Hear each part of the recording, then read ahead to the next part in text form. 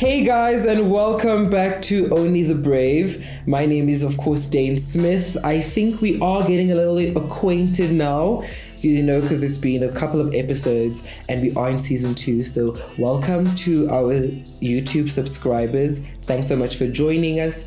Today's conversation is something that's really close to my heart and my guest's heart today. And, it's a problem we are experiencing in South Africa. And it's very important that we continue to have this conversation so that we can, educate ourselves more and more. Because the more we speak about these things, the better we have, the better chance we have at addressing it and hopefully one day eradicating it.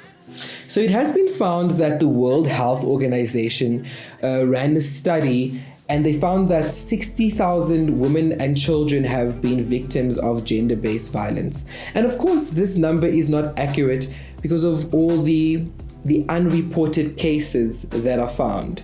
And today, speaking about her experience, my very good friend Nandipha is here to share with us, and take us through her journey when it comes to gender-based violence. So welcome to Only the Brave, Nandi. I know it's been a long time coming. I'm so happy to be here. You don't even know. I'm so happy to be here. I haven't seen this man in forever, so I'm really happy to be here.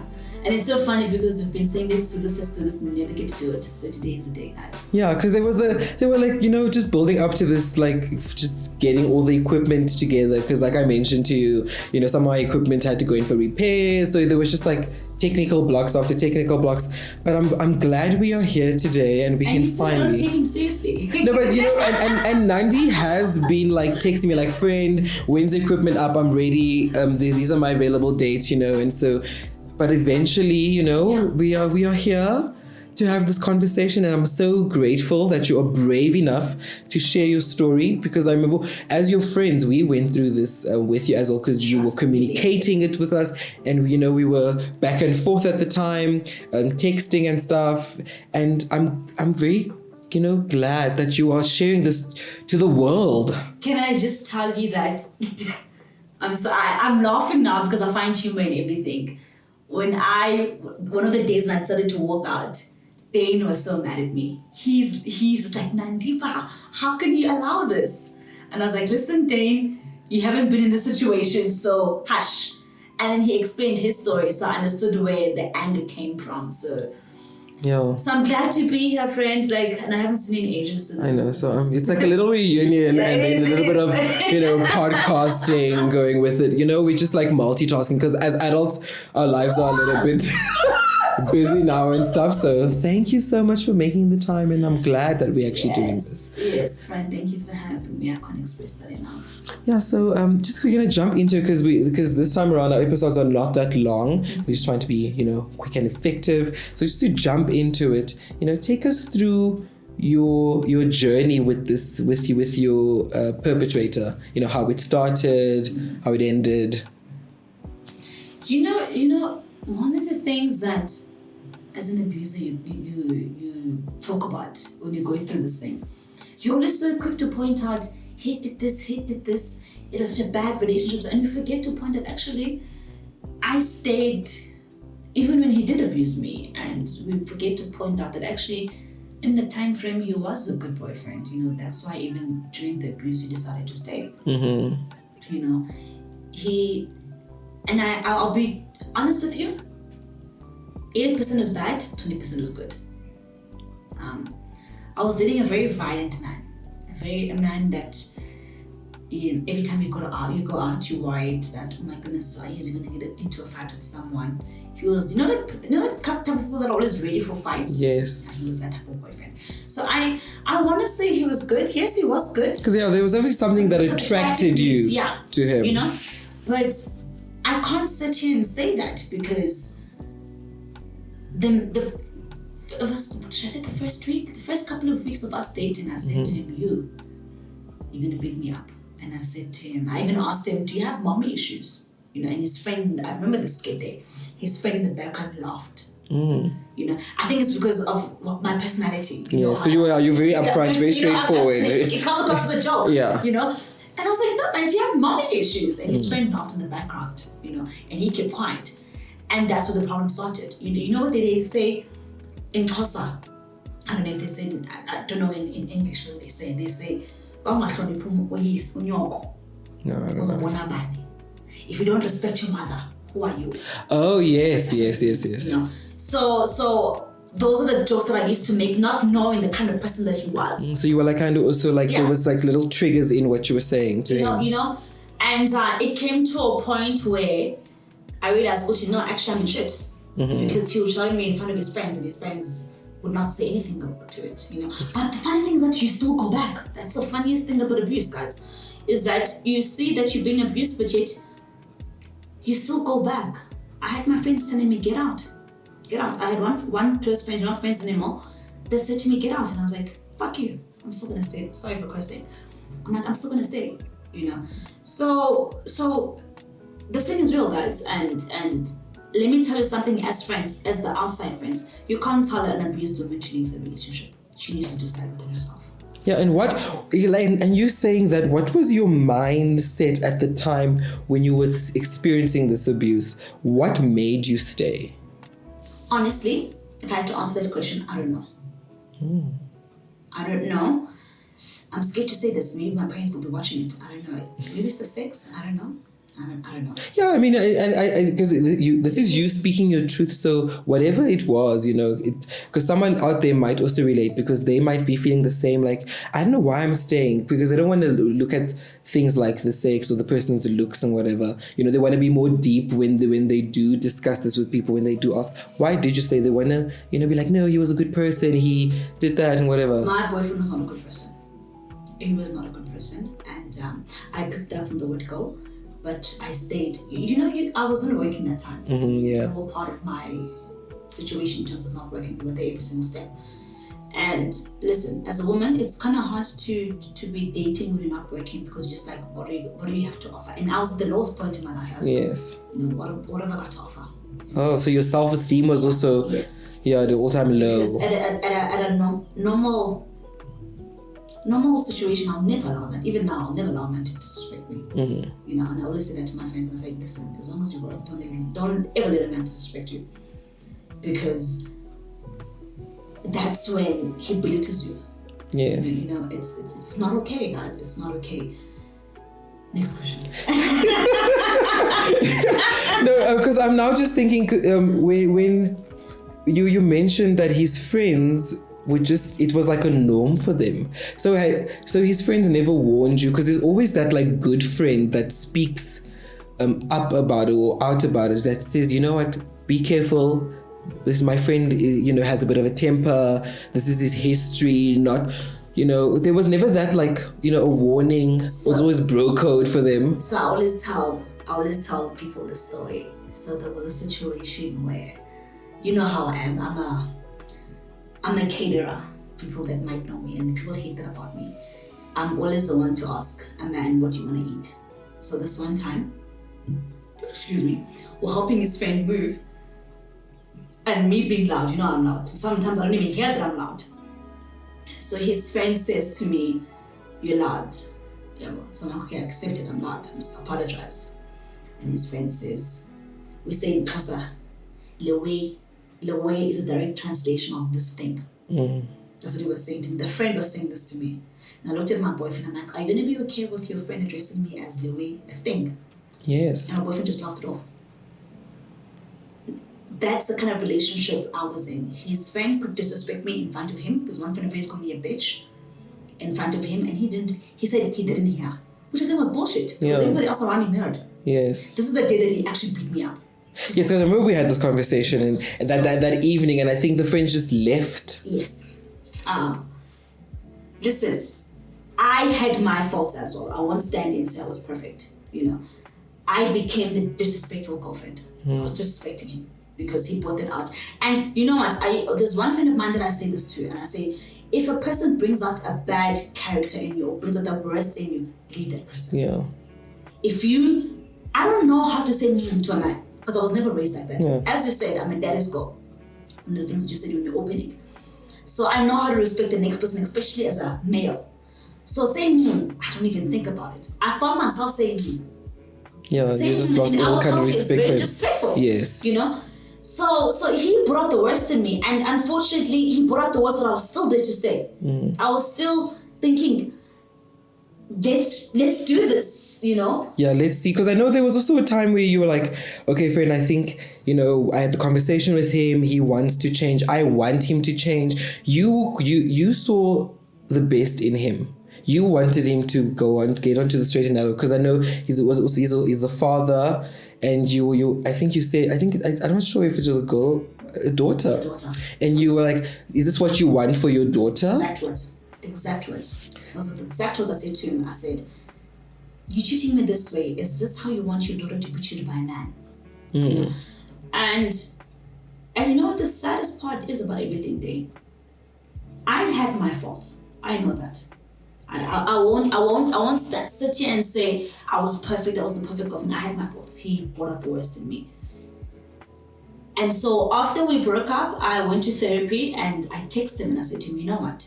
For every curse that I said to you, for every disrespectful thing that I said to you, I apologize. But you know what the most hurtful thing was? Is he was never apologetic. He made it seem like everything was my fault." Yes, I remember. Well, I still remember that. I was at your place even. Yeah, I was at your place that day. You apologized to him, hoping that he will also acknowledge his part in it. Yes. But clearly, he was not there yet. He was not there, and one of the things that you said to me, I said to you, I don't know if we were on a call or I was at your place, and you said to me, I said to you actually, I want to fix him, and then and then you're like, he's a 37-year-old man. If you can't fix him, there's nothing that you can do. He can't fix himself. He's 37. There's no more fixing. Yeah, he needs to get onto he needs to firstly take accountability, and that's that's exactly. I remember that conversation when you said you apologized to him and he was just not taking any accountability. And I said that you have to let him go because he needs to get to a point in his life where he realizes what he's doing is wrong and he needs to then change it if he wants to change. And I think that was when you stopped communicating with him. Guys, I can't express that enough, that being in an abuse relationship will haunt you forever. And you say I just wanna, on that, so it's haunting you forever. You've been to therapy. So are you saying therapy isn't helping, or is it a longer journey for you? Listen, therapy helped 100%. But the memory still lives on. You know? It's something you can't run away from. You know? It's it can pass 10 years, 15 years, but it will always be that thing in your mind that actually this man beat me up till my eye was closed. Yeah. You know? And the saddest part for me when he was beating me up is that he wouldn't stop. You know, and you know when as a man, when you slapped your girlfriend, you're like, "Oh shit, I'm so sorry, baby." Yeah, like this is. Yeah, and this is not me. But for him, it was like fuel. Every punch was like a fuel. Yes. It was a slap, and then after a slap, I'm like, "Nigga, you really doing this?" Yes. You know, and unfortunately for me, I fell. Then he finished me off. You know, so. It's a memory that will live on. You can have it's trauma. Yeah, it's trauma. It's because I was one of those girls, and you know me. I advise all my friends. I was one of those girls to say it'll never happen to me. Never. All it takes is a man to threaten me. And then you're out. Yeah, and I think that's what I was so upset. I'm like, but this is the same person that would always say. But obviously, once you're in that, and I mean, it was a recipe for disaster almost, because you had lost your job, your self-esteem was low, you know, all that kind of led you on that path to stay, you know. So it's kind of like a different conversation you have. You're in when you are, when your security is no longer the same. I don't want to say security wasn't the same, because you guys know my father. My father was a ride or die. And funny enough, can I just tell you, after this man beat me up, I couldn't go home. I was so scared to go home. I told my uncle, I'm like, "Uncle, this is what's happening." You know, and he picked up the phone and he fucking shouted at that man. And you know a bruise, it turns green first and then it turns purple. Yeah. So my biggest fear was going home. And with that being said, I was like, fuck, if I go home and my dad sees this, my dad has never beaten me to a point I've got to reply. And you know my dad. Yeah. He was going to be like, "Take me to that man that can do this to you." take me to that boy. And he would beat me up for not taking him to that man, you know? Yes. So I was scared of going home because I'm like, shit, if I go home, shit is gonna hit the fan, you know? And it's so weird how you protect your abuser, you know? Because there was no reason for me not to go home. Yeah. There's absolutely no reason for me to go home. My parents were pleading, come home. Because my mom was in town that time. She was like, come home. And I was like, Yeah, because you also like, there was a sense of shame as well. You don't want them to see you in that state. You know what I mean?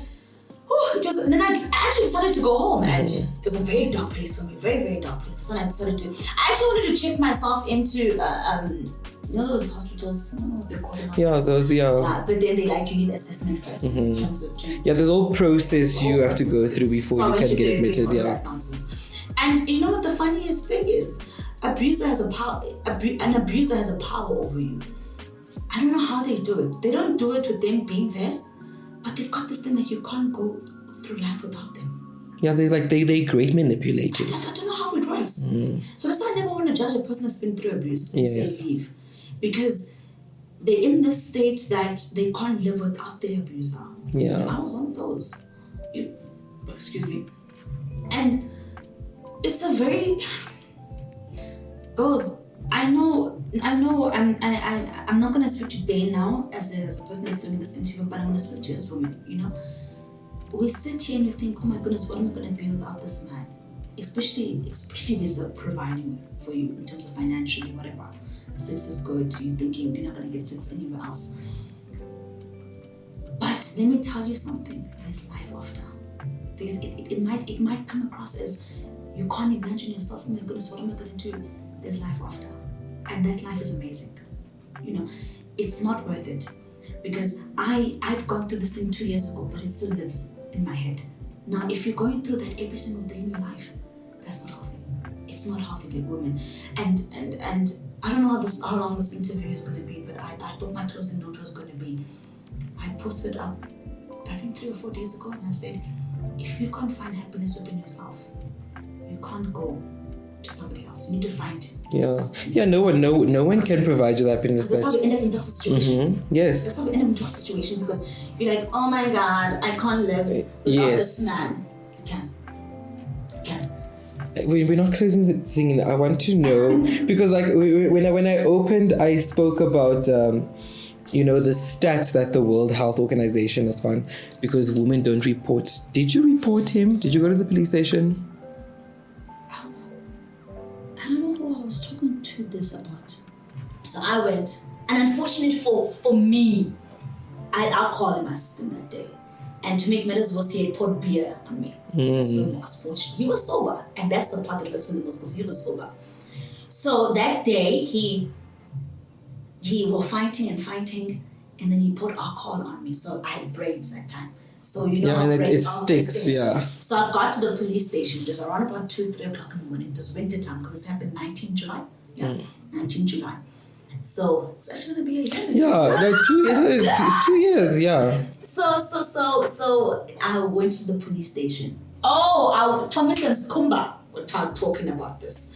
And they were like, have you ever gone to a situation where you've gone to the police station and you try to report a matter and the police is just like, hi, sissy. You know how they are. Yeah, you're drunk. Hi, sissy. You're wasting our time. So I went to the police station that day. I went with his friend's girlfriend. So I went there. I was reeking of alcohol. I was crying. So I went to the one police station in Centurion. And I went to go report. There was 2 black women. So sad. So these 2 black women were to report my case, Sissing Shayu. And they just looked at me like I'm retarded. And then they were like, what happened? Nah? And I told my story. I'm crying. I'm emotional. Yeah, of course. You just to me. This has never happened. And you were beaten up. Exactly. You know, so this girl tried to explain the situation. Yeah, well, because she was at her boyfriend's place. So I picked her up. She doesn't know much. Yeah, well, but she kept on emphasizing, Sissy, she has been beaten up by this man. Yeah. Yeah, well. These women didn't even bother to give me report papers. So you didn't fill out anything? Nothing. I didn't sleep that day. So we went to the other police station. I said to the other police station, but no man, there was a man. And I'm like, Dada, I don't know what the procedure is in your book. But you need to report this. But I need to understand the OT. Are there papers that I must fill in? Because I went to this police station and they gave me this. And he was like, no, man, you're supposed to be given this. So they give you these papers. So these papers are combined with a rape victim. You know? So now you need to say where how it started, where they hit you. Now they need to, for me that day they didn't take pictures of me. I took pictures of myself. Yes. So he gave me papers, I filled in those papers. They told me to fill in everything. They told me to when this start. The man asked me, when did you guys start dating? I tell him when they started dating. He's like, how happy that's still honeymoon phase, no relationship, you know. And I said to him, here's an SMS. I even said on that SMS, I'm scared of you. You know, and you read our texts, you know. And so I laid that charge. The following day, they call me again, but you still gonna lay the charge. Now, here's the part that all women go through. Now, when your abuser smooth talks you. That's a very dangerous one. That he smooth talked me, I dropped the charges. I went to the police station together the following day. He was scared for his life. Because my uncle said to him, you better fix this because it's all in your career. Yeah. You know. And so we got to the police station together. As we got there, these other guys were there. I think they were detectives or whatever. So they took a ride with him. And all of the things that he said, she also bit me here. And I won't lie, I did bite him because he strangled me. Yeah, you were trying to defend yourself. So, and then the policeman, the guy said to him, but at least yours is not visible. Hers is visible. And when he could have hit you to death. Exactly. And you know what the funniest thing is? When he was hitting me, I was falling asleep. That's why I ended up biting him. Because I'm like, shit, I'm not going to die in a man's hands. Yeah. You know? And I could feel myself falling asleep. It's like fight what or do flight. I do? Do I let him be? Or do I... Fight for your survival. You know? So I had decided, let me bite him. The first time he didn't feel the bite. I went in deeper. Then he let me go. You know?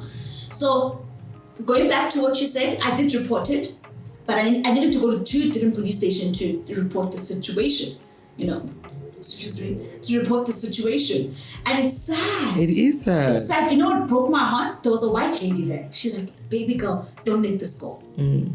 The second police station, she's like, don't let this go. These men abuse us too much. Don't let it go. Yeah. What is sad about the first police station was it was 2 black women. And I felt like saying, imagine if this was your daughter.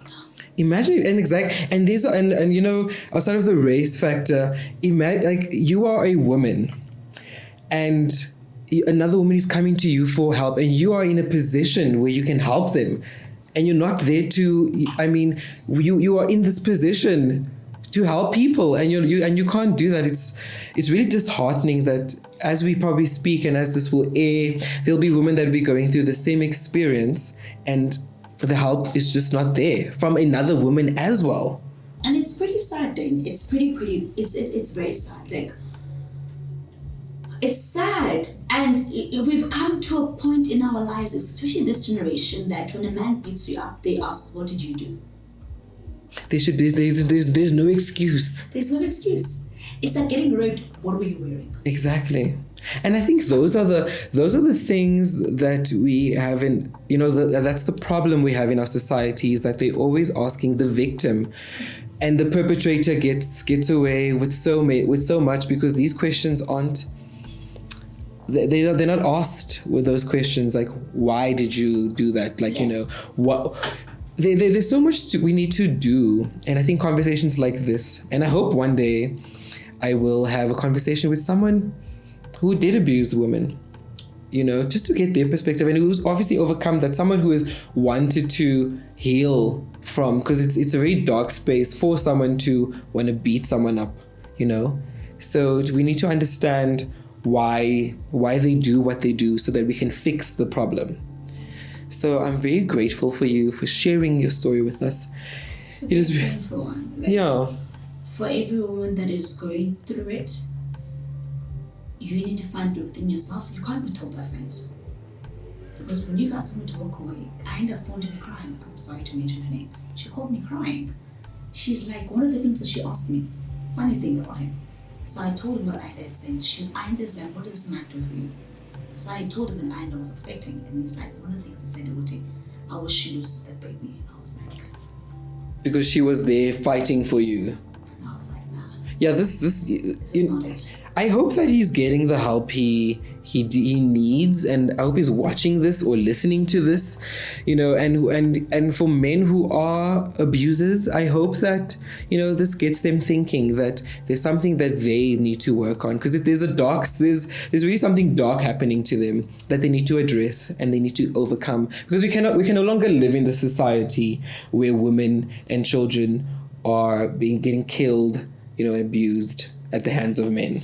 Can I say something before we close off? Men, and I'm speaking generally to the men now. Please know, as a friend, if you do not tell your friend that, Jita, you're an abuser, you're just as guilty. Mm-hmm. Because I got watched getting abused.